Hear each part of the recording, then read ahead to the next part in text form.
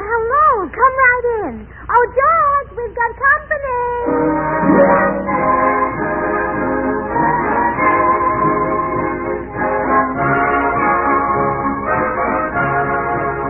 And now meet the people who live in the Burns house, George and Gracie.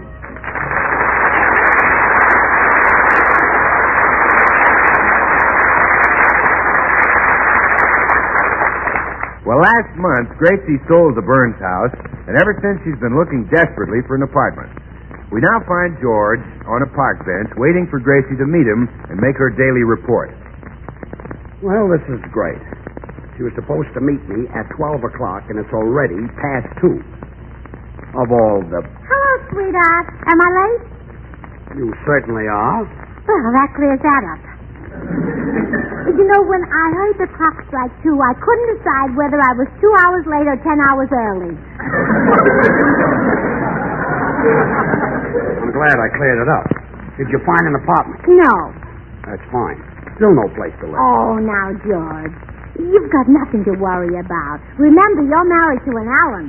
Believe me, that's something to worry about. No, I mean, we Allens stick together. You and I can move in with any one of my relatives. For example, my brother Willie. Willie? Is that the tall brother? No, he's the short one. He just seems tall because he's got high blood pressure. Well, that'll do it, I guess. If we move in with him, we can sleep in his bed. Well, doesn't he use it? No, he sleeps on the floor, so his blood pressure will be lower. Well, that's a bright boy. You know, there's only one drawback to moving in with Willie. We might have to change buses to get from his house to NBC. Where does he live? New Jersey. Well, wouldn't skates be quicker? Well, if you'd rather, we can move in with my sister Bessie. She lives much closer, in Ohio. She's practically next door. Oh, Bessie would love to have us because she's so lonesome. Of course, it's her own fault, that silly girl. 40 years old and still looking for a husband. Well, what's silly about that? Well, she ought to look for a single man. Husbands are all married.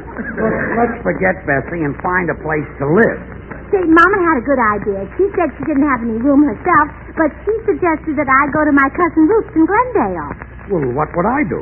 Didn't your mother suggest any place for me to go? Yeah, but you wouldn't like it.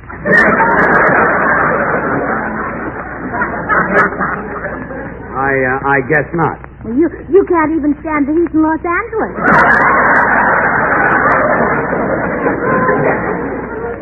Yeah, your mother really loves me. Now, listen, Gracie, you sold our house, and it's up to you to find an apartment. But there aren't any. Well, then find us a couple of rooms. I'll meet you back here at 4 o'clock, and I want you to have those rooms. Yes, dear. And don't be late. Keep your eye on your watch. Yeah. Oh, I sent my watch back to the factory to have it repaired. Something was wrong with the hands. The hand? One of them was shorter than the other. Well, get back here on time and have those rooms.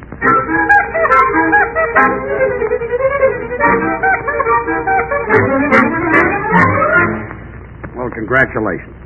You're only an hour late this time. Did you have any luck? Yes, I found us 2 big rooms. 2 big rooms? Well, wonderful. Where are they? Well, mine is in the YWCA, and yours is in the YMCA. Oh, no. Yeah, well, what's wrong? What's wrong? Well, honey, you'll be clear over on one side of town, and I'll be on the other. Don't you see what a difference that will make in our lives? Oh. We'll have to vote in different districts, huh? Yeah, that's what I meant. Gracie, we're married, remember? Oh, not at the YWCA. I told them I was single to get the room. You're murder. Well, good day, Mr. Nicky Burns. Oh, hello, Mr. Postman. Isn't it lovely here in the park? No, it isn't. You seem unhappy, Mr. Burns. I am unhappy. How would you like to live 10 blocks away from your wife? I wouldn't like it. Of course not. It's much too close. Well, you see, Mr. Postman, We had no place to live, so I got George a room at the YMCA and myself a room at the YWCA. Sounds pretty dull, doesn't it? Yeah. But I have a suggestion that would liven things up. What is it? Switch rooms.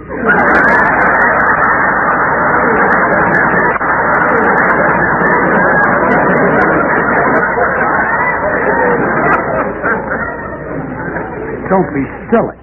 You expect me to stay in the same building with a bunch of girls and... Hey, that wouldn't be... George! Well, just forget that idea, Mr. Postman.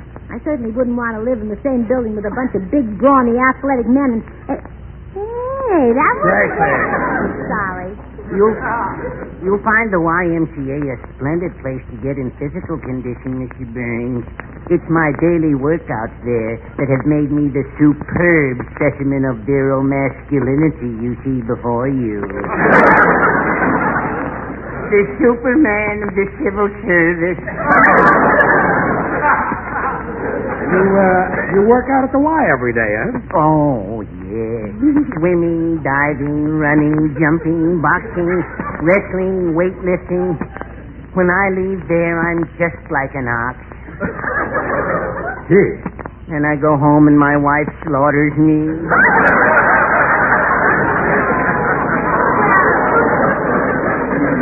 George, we better hurry and register before we lose our rooms. We'll meet back here in an hour. Okay. The YMCA is that big building on Hudson Street. The sign outside says young man, but don't let that confuse you. Go right in. See you back here in an hour. Care to walk over to the YWCA with me, Mr. Postman? Oh, I'd better not. If all those young girls see me, it'll just make them discontented with Van Johnson. Oh, goodbye, Mrs. Burns. Remember, keep smiling.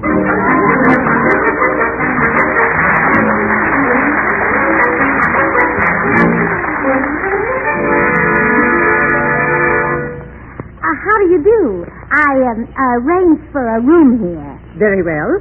Is your form filled out? Well, it must be. I get whistled at a lot. I'll refer to this printed form that all our young ladies fill out. I'll help you. Name? Gracie Allen. Allen Gracie. No, Gracie Allen. Allen Gracie sounds like a man. On our records, you'll be listed as Allen Gracie. Oh, okay. But it won't fool anybody.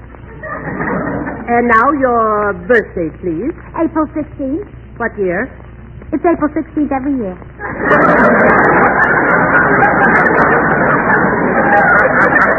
You know, I'm not one of those girls who skips birthdays because she's ashamed of the candles on her cake. I'm proud of my 18 candles. And have been for years. Miss Allen, I must write down the year you were born. For example, if you were 18, you would have been born in 1929. Oh, that's close enough. You look older. Well, 1929 was the year of the crash. I aged very quickly. Are you an American citizen? Yes. Mother and father? No, I'm neither one. Let's discontinue the question. You seem to be an innocent, naive child, Miss Allen. I can see you're going to need my special guidance and protection. Especially must I protect you from members of the opposite, gender. Gender? The opposite, SPX. Oh, sex! Oh! Just to spend your evenings in one of our vocation study classes. Basket weaving, bookbinding, glass blowing. They're all jolly fun. Well, I kind of figured on spending my evenings with George. He likes to cuddle. Please,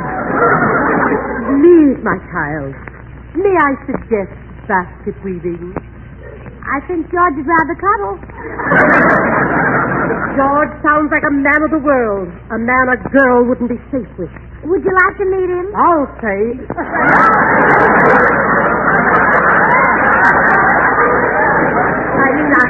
I would like to warn him to stay away from you.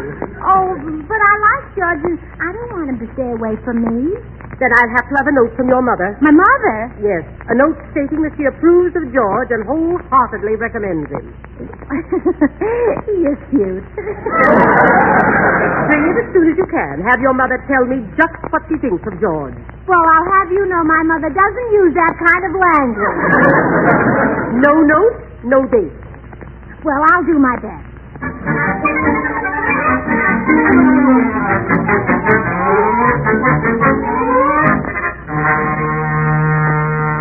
A note from your mother saying she approves of me? Yes, we've got to get one before you can call on me at the YWCA. But your mother despises me. I know. Say, would a note from my father work just as well? Sure. Can you get one? No, he despises you too. Fine. Do any of your relatives approve of me? Oh, yes, my Uncle Fred.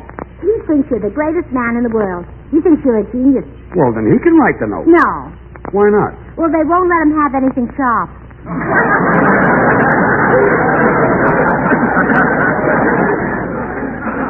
Well, we got to do something. They won't let you out at night and won't let me in. Fine situation for a husband and wife. Say, George, I've got a wonderful idea. We'll have Meredith Wilson pose as my father and say he approves of you. Oh, no, not Meredith. He hasn't got sense enough to come in out of the rain. Oh, George, that's not a very nice thing to say. It's not a nice thing to say about a man who just got over pneumonia. Oh, he did come in out of the rain, huh? Well, forget it. But it's our only chance. And it's so simple he can't mess it up. All he has to do is say he's my father and he approves of George Burns calling on his daughter. Well, maybe you're right. A moron could do that. Well, sure, let's go get Meredith.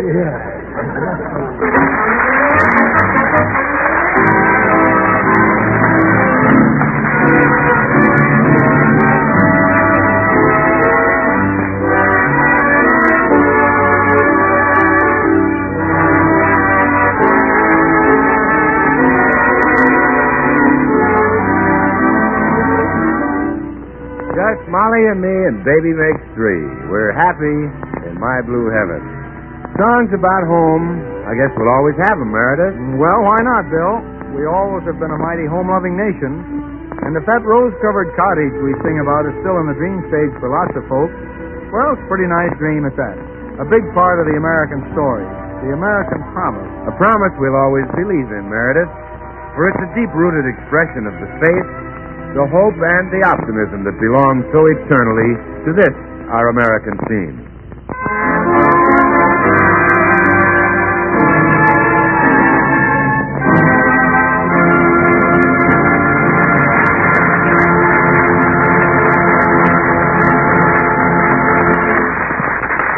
Now, have you got it all straight, Meredith? I believe so, Gracie. I'm to approach the lady at the desk and tell her that I'm your father. Yeah, that's right. Now, you don't mind telling a little white lie, do you? Oh, not at all. Back in Iowa, we have an old saying, a white lie is like a one-legged chicken. Well,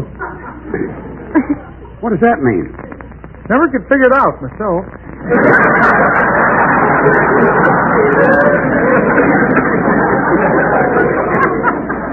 Well, let's go in. You coming, George? No, I think I'll be safer out here. A white lie is like a one-legged chicken. Now, remember, Meredith, I'm not using my married name here. Oh, never fear. I won't blunder. Well, I'm back, Miss Conrad. Oh, yes, you're the girl who registered today. Your name is... Alan? That's right, Alan Gracie. Yes, and I am her father, Herman Gracie.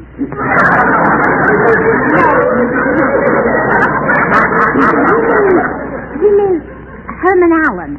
Yes, Herman Allen Gracie. Or as my friends call me, H.A.G.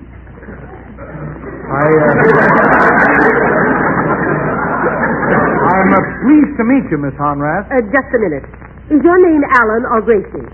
Gracie. That's his married name. His maiden name is Allen. His maiden name? Mm-hmm. So that's why my last name is Allen. He named me before he met my mother. Yes. You mean you have a stepmother? Would that explain things? Yes. I have a stepmother. I'd never heard of a man taking a woman's name. Well, that's an old custom back in, England. Oh, your father's British. Yes. Say something to her in British, Daddy. Pleased to meet you, Miss Honrath. Old fruit.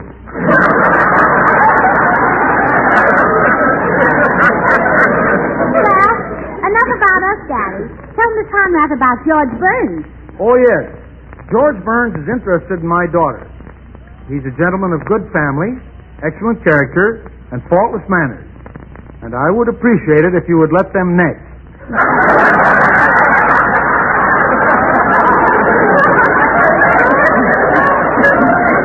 Next? Yes. Well, I must be tipping off.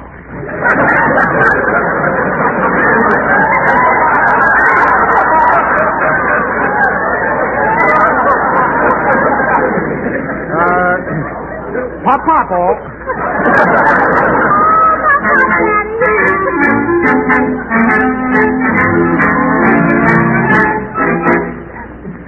So, Miss Honrath says we can see each other only if she chaperones us.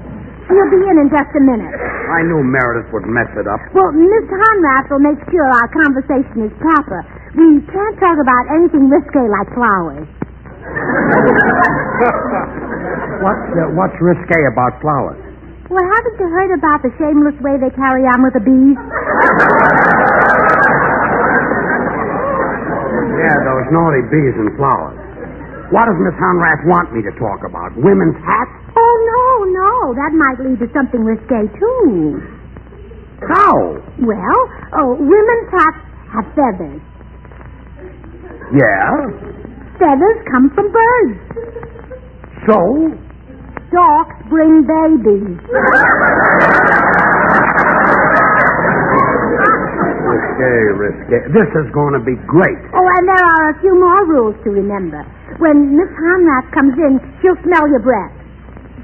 Well, that's chummy. And if she detects anything stronger than 6 Up, out you go. Don't you mean 7 Up? No, that's too strong.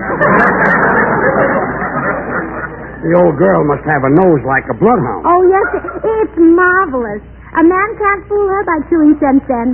She can smell between the sens. What a talent. Anything else? Now, I guess that's about... Uh-oh. Here she comes. Well, here I am, Miss Allen. Now, where is this impetuous, red-blooded young man that I must stay here and protect you from? This is the man. This? Yeah. Well, I'm here. I'll stay anyway. Thanks. Be seated, please. Now, Mr. Burns, when you look at Miss Allen, be careful that your gaze never sinks below her chin. I'll watch it. And remember, if at any time your conversation exceeds the limits of propriety, I will interrupt you by saying stop. Is that understood? Yes, ma'am. Commence talking.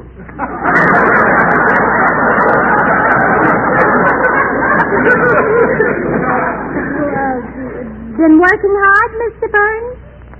Yeah, I was at my desk all morning. Stop! What'd I say? You said desk, and you know what a desk has. Yes, drawers.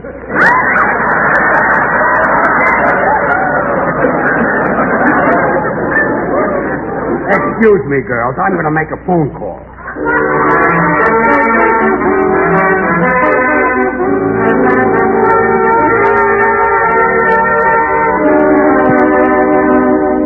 Thanks for coming, Bill. You sure got here in a hurry. Listen, George, when I get a call to come to the YWCA, I don't fool around. Why did you bring that baseball bat? Are you kidding? This place is loaded with women. I gotta have protection. Well, look, boy. Here's what I want you to do. See that woman sitting over there with Gracie? Yeah? I want you to turn your charm on her and get her out of here so that Gracie and I can be alone. Now put down your baseball bat and go to work on her. Oh, fine. I'm gonna put down one bat and pick up another.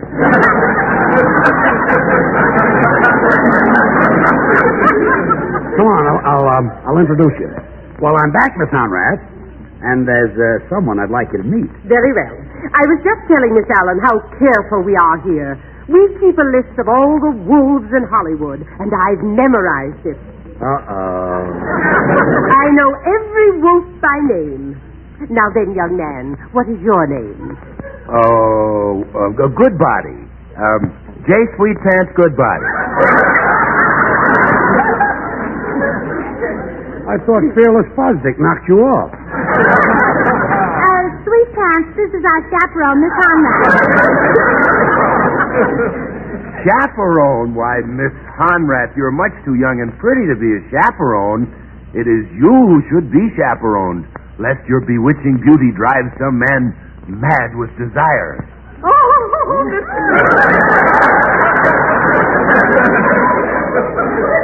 When you say that, I'm reduced to a mass of quivering flesh. Reduced, she said. Bill, please, I counted on you to get this old hippo out of here. Oh, Hippo! You leave at once, you petrified playboy. If this petrified playboy leaves, I go with him. Come, George. Miss Allen, you can't leave with this man. What would you do if he took you to a dark place and made love to you? I'd take him to a light place to make sure it was George.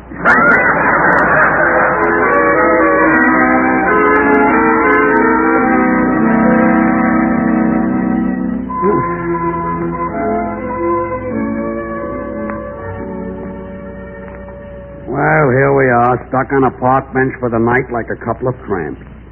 And why? All because you sold our house to Frank Fuller. Oh, it's nice here in the park. Look at all those stars up there in the sky. So bright and so cleverly arranged. You know, I never noticed before that they spell out Coca-Cola.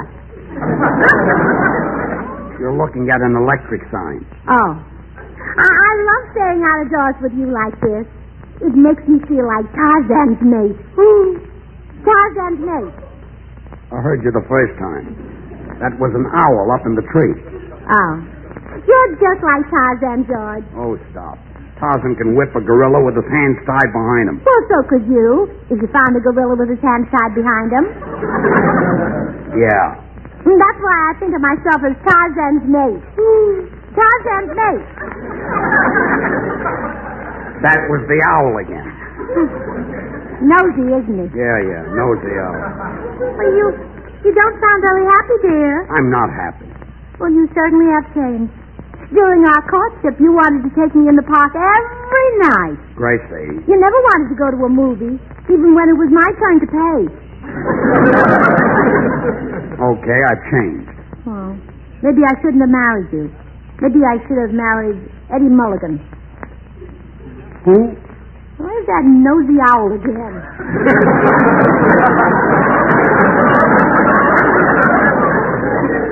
That was me. Who was it you should have married? Eddie Mulligan. Eddie Mulligan. That was the owl. Now. That was the fellow who had the filling station. I meant it was the owl who said who. I thought you said it. I said it the first time. Me. That was the owl.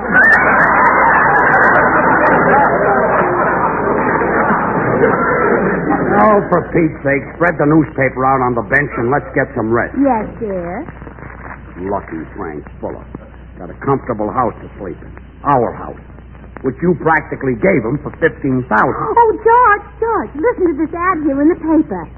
And moving east and must sacrifice house for $14,995. If interested, call Frank Muller. Hey, that's our house. We can buy it back. Oh, sure, for $5 less than Mr. Fuller gave us. I'll be done. Well, I'm a pretty smart businesswoman. All we had to do was go without a place to sleep for a month, and we made $5. If that's smart business, one of us is crazy.